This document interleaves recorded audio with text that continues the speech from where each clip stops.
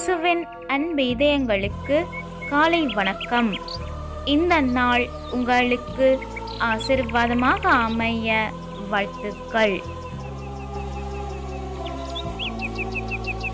இப்புதிய நாளுக்கான ஆசீர்வாத இறைவசனம் திருப்பாடல்கள் அதிகாரம் 91 இறை வார்த்தை 4. அவர் தம் சிறகுகளால் உம்மை அரவணைப்பார்.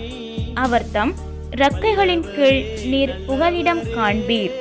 அவரது உண்மையே கேடயமும் கவசமும் ஆகும். அற்புதமே அதிசயமே